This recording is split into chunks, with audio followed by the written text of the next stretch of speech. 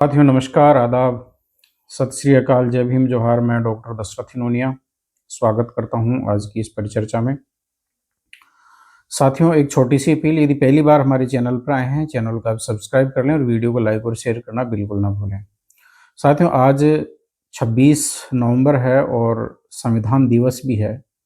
आज ही के दिन 26 नवंबर 1949 को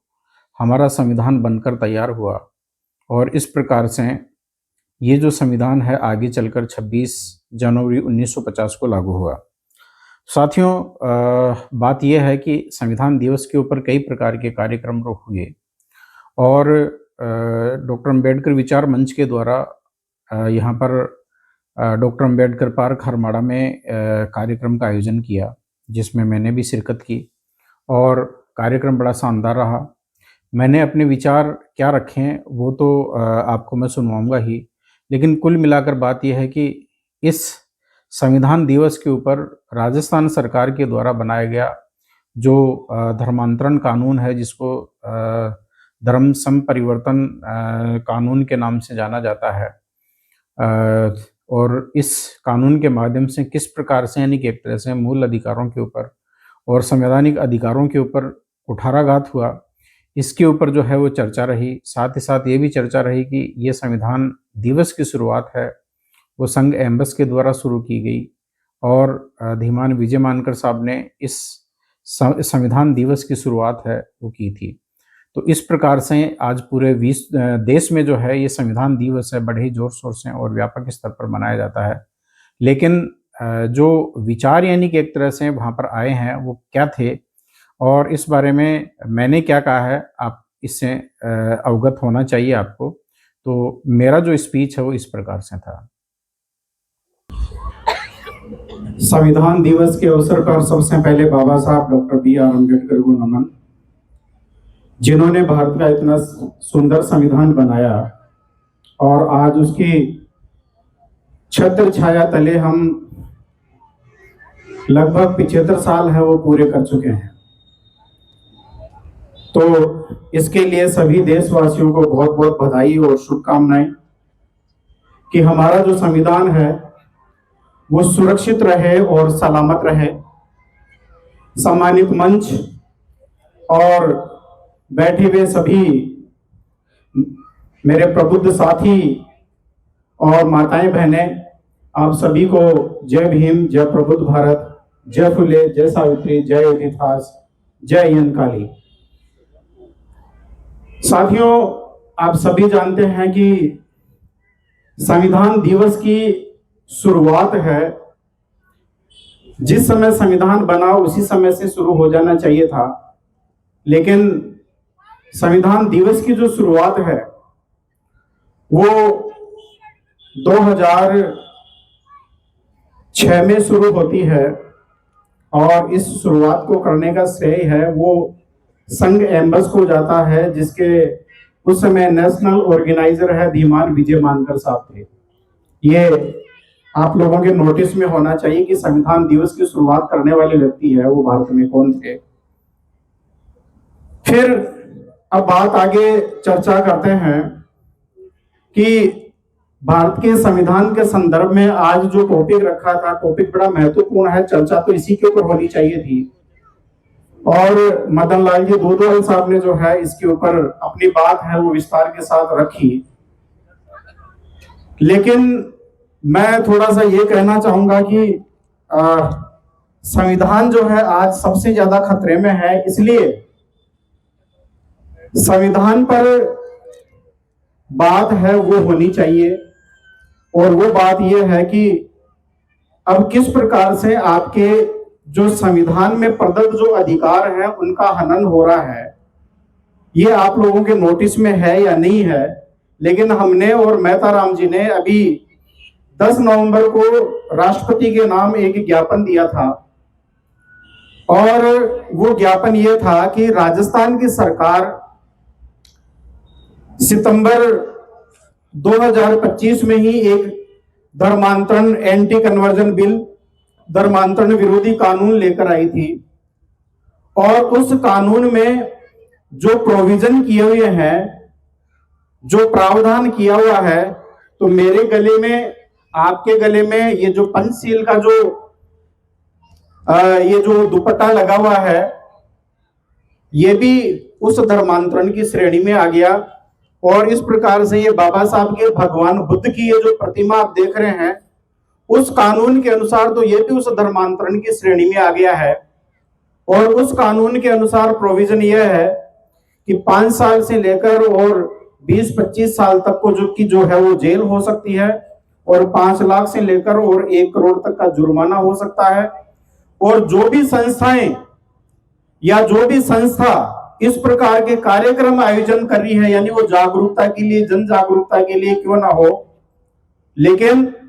इस प्रकार की जो प्रॉपर्टी है उनको सीज भी कर सकती है और उनको उस प्रॉपर्टी को ध्वस्त भी कर सकती है। उसके लिए किसी प्रकार के कोई और दूसरे कोर्ट के आदेश की कोई उन्हें आवश्यकता नहीं है। आपने प्रथम विश्व युद्ध के बाद में जिन्होंने इतिहास पढ़ा है, सुना होगा रोलट एक्ट क्या था, जिसमें प्रोविजन था न वकील, न अपील, न दलील। यानी उसमें किसी प्रकार का कोई वकील की जरूरत नहीं, कोई अपील की जरूरत नहीं, कोई दलील की जरूरत नहीं। जो कर दिया वो सीधा, यानी कि एक तरह से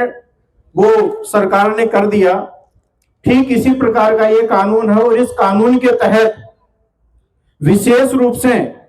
जो आपके संविधान प्रदत्त जो मूल अधिकार है उनके ऊपर सीधा सीधा कुठाराघात है।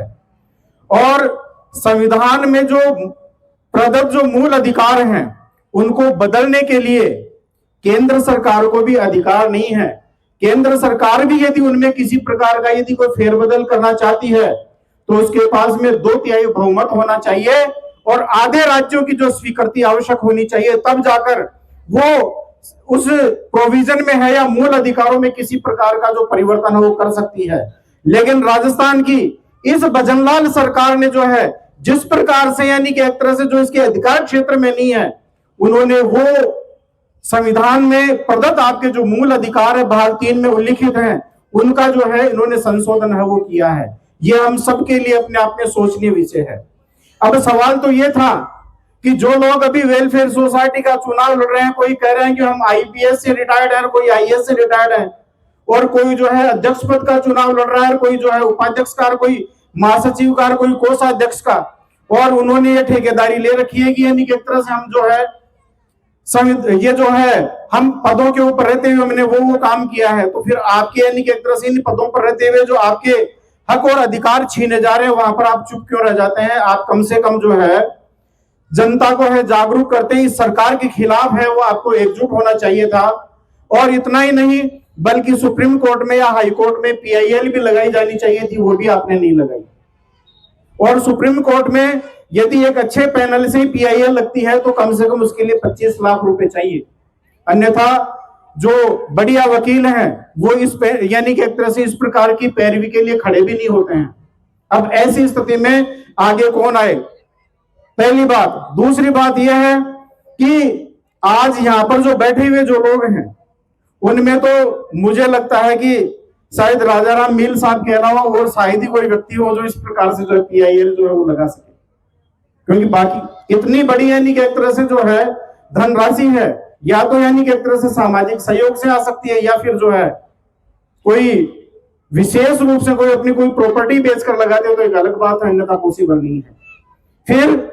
सरकार के साथ में आप उन सरकारों के साथ में जो तानाशाही और एक तरह से निरंकुश रवैये के ऊपर जो सरकारें चल रही हैं, जो कानून और संविधान को बिल्कुल दत्ता बताकर जो काम कर रही है, उनके खिलाफ उठने की जो हिम्मत है वो भी होनी चाहिए। तो ऐसी स्थिति में अभी 4 नवंबर को मैं आपको एक ये अवगत कराना चाहता हूं कि सुप्रीम कोर्ट में मैंने है वो पीआईएल लगाई है, और उस पीआईएल लगाने के बाद में उसमें एक्सेप्ट भी हुई, और राजस्थान जो सरकार है इसको नोटिस भी जारी हुआ है। 4 दिसंबर तक का जो है इसको टाइम दिया गया है कि भाई आपने कानून है क्यों पारित किया है, और इनसे कौन कौन से आपके अधिकार जो इफेक्ट हो रहे हैं। आपके अधिकार इफेक्ट हो रहे हैं, अनुच्छेद जो 14 है जो समानता का अधिकार, जो सभी को धर्म की स्वतंत्रता का समान रूप से अधिकार देता है, वो अधिकार आपका इफेक्ट हो रहा है। इसके साथ साथ में अनुच्छेद 19, अनुच्छेद 21, अनुच्छेद 25 से लेकर 28 जो धार्मिक स्वतंत्रता का अधिकार है, अनुच्छेद 30, और इसके साथ साथ में जो है ये आपके अनुच्छेद 300A ये अधिकार है वो डायरेक्टली जो संविधान प्रदत्त आपके जो मूल अधिकार हैं ये सीधे तौर पर जो है वो इससे प्रभावित हो रहे हैं इस कानून के द्वारा। और ऐसा नहीं है कि ये सरकार है वो अभी ये कानून लेकर आई है, इससे पहले जब जब भाजपा की सरकार राजस्थान में सत्तारूढ़ हुई है उन्होंने ये प्रयास किया है। इससे पहले वसुंधरा सरकार ने जो है 2006 और 2008 में इस प्रकार का कानून पारित किया था, राज्यपाल ने उसको स्वीकृति नहीं दी और राष्ट्रपति के पास में भी जब स्वीकृति के लिए जब भेजा गया तो उसने लौटा दिया गया था। और 2018 में फिर इसने प्रयास किया लेकिन वो प्रयास सफल नहीं रहा। लेकिन इस बार जिस प्रकार से इन्होंने गुपचुप तरीके से ये कानून है वो पारित किया है, अब ये आपके यानी कि एक तरह से हक और अधिकारों के ऊपर सीधा सीधा कुठाराघात है। यानी आप बुद्धिस्ट नहीं बन सकते, आप इनकी जो धार्मिक जो गुलामी है जिस धर्म में यानी कि एक तरह से है आपको उसी में भले ही आपके साथ में कितना ही भेदभाव अत्याचार और उत्पीड़न क्यों ना हो आपको उसमें घुट कर मरना पड़ेगा, आप बुद्धिस्ट नहीं बन सकते। और बहुत सारे आदिवासी जो लोग हैं जिन्होंने यानी कि एक तरह से जो है क्रिश्चियन धर्म अपनाया उसके बाद में उसके सामाजिक और उनके आर्थिक और शैक्षिक जीवन में परिवर्तन आया, जिन्होंने यानी कि एक तरह से जो है वो उस पुरानी परंपरा को छोड़कर और नई व्यवस्था जो बाबा साहब ने दी थी उसको अपनाया, उसके बाद में हमारे जीवन में परिवर्तन आया तो उस परिवर्तन को है वो रोकना चाहते हैं। वो नहीं चाहते कि आप सामाजिक दृष्टि से, शैक्षिक दृष्टि से, आर्थिक दृष्टि से और राजनीतिक दृष्टि से, धार्मिक दृष्टि से, सांस्कृतिक दृष्टि से आप जो है वो एम्पावर्ड हो। इसलिए यह जरूरी है कि अब हमें एकजुट होना चाहिए। और ये जो है कोई ये सोचे कि ये केवल SC/ST के खिलाफ है तो इस प्रकार का भ्रम है, वो OBC के लोग हैं वो भी निकाल दें। आज सबसे ज्यादा यदि नौकरियों के ऊपर यदि कुठाराघात हो रहा है पिछले 70-75 साल से तो वो सबसे ज्यादा OBC के ऊपर ही हो रहा है। और ये सोचे हम कि अभी तो यानी कि एक तरह से इनका नंबर आ रहा है, हमारा नंबर आएगा तो हम देख लेंगे। किसान आंदोलन इस बात का गवाह है, इन्होंने किसान बिल के नाम पर किसान विरोधी बिल पारित किया था और 700 से ज्यादा जो है धरनों के दौरान जो किसान है वो बॉर्डर पर मर गए थे, लेकिन इस गूंगी और बहरी सरकार के कान में जूं तक नहीं रेंगी थी। और राजाराम मील साहब वहां पर 7 महीने तक जो है वहां पर लगातार बैठे रहे थे, इस बात को 13 महीने वहां पर जो है बॉर्डर के ऊपर बैठे रहे थे, लेकिन उसके बावजूद भी इन्होंने यानी कि एक तरह से उन बिलों को वापस नहीं लिया और बिल वापस ले लिया, लेकिन मनसा जो है उनकी वो वापस नहीं हुई है। वो इस फिराक में है कि किस प्रकार से अब उन्हें दोबारा अवसर मिले और दूसरे तरीके से यानी कि एक तरह से जो है वो हम वापस लेकर आए। अभी आपने देखा होगा कि आदिवासियों के ऊपर अत्याचार चल रहा है। बस्तर के इलाके में, छत्तीसगढ़ में जिस प्रकार से जंगलों को जो है वो बर्बाद किया जा रहा है। अभी आपने देखा होगा कि बिहार में चुनाव से पहले 1050 एकड़ जमीन है वो 1 रुपए लीज पर यानी 33 साल के लिए जो है वो अब अडानी को है वो दे दी जाती है। इसी प्रकार से और ये बस्तर का जो जंगल है पूरा का पूरा जो कोल माइंस के लिए है किस प्रकार से उनको दिया जा रहा है। तो ये सोचें कि यानी कि एक तरह से इससे केवल उनका अहित हो रहा हो, नहीं, ऐसी बात नहीं है। ये देश में सभी का अहित है। और जिस प्रकार से अभी चुनावी प्रक्रिया को इन्होंने हाईजैक कर लिया है और SIR के माध्यम से जिस प्रकार से यानी कि एक तरह से ये डाटा है वो यानी कि एक तरह से फीड करने का काम कर रहे हैं, ये डाटा मैनिपुलेशन का जो काम चल रहा है ये एक तरह से इस तरीके का काम है जिसके आधार पर आने वाले टाइम में इनकी इस चुनावी व्यवस्था में आप चुनाव में नहीं जीत पाएंगे, क्योंकि धनबल के ऊपर, जनबल के ऊपर और इनके बाहुबल के ऊपर जो है आप और हम इनका मुकाबला कैसे करेंगे। अब वो दौर गया, सोचने वाली बात है, अब वो दौर चला गया साथियों। जब आप सत्याग्रह करते थे, जब आप धरना और प्रदर्शन करते थे, सरकार आपकी बात है वो मानती थी या झुक जाती थी या आपके साथ समझौता करने के लिए बाध्य होती थी। अब वो दौर है वो खत्म हो चुका है, इसलिए लड़ाई अब आर पार की लड़नी पड़ेगी। तो साथियों, आपने देखा कि ये आज का संविधान दिवस के ऊपर मेरा एक छोटा-सा उद्बोधन था और इसमें सभी जो है वर्गों के लोगों से अपील की गई कि संविधान की रक्षा हमारी सबसे बड़ी बड़ी ज़िम्मेदारी है। यदि संविधान है तो हम हैं, यदि संविधान नहीं तो हमारा कल भी नहीं है। इसी एक छोटी-सी अपील और अपेक्षा के साथ कि सभी को एकजुट होना चाहिए और संविधान की रक्षा करनी चाहिए। अन्यथा आने वाला समय कितना घातक होगा, ये आप हम सबको सोचना पड़ेगा और यदि आज नहीं जागे, तो इसका खामियाज़ा आने वाली पीढ़ी को भुगतना होगा। बहुत-बहुत धन्यवाद साथियों हमसे जुड़ने के लिए और साथ ही साथ एक पुनः एक छोटी-सी अपील, यदि आप संविधान, सत्य, विज्ञान, मानवता, मानवाधिकार और अंतर्राष्ट्रीय कानून, cosmo humanism, Ambedkarism, equality, liberty, fraternity, justice, ज्ञान, विज्ञान, मानवता में यदि आप विश्वास करते हैं तो हमसे जुड़ें,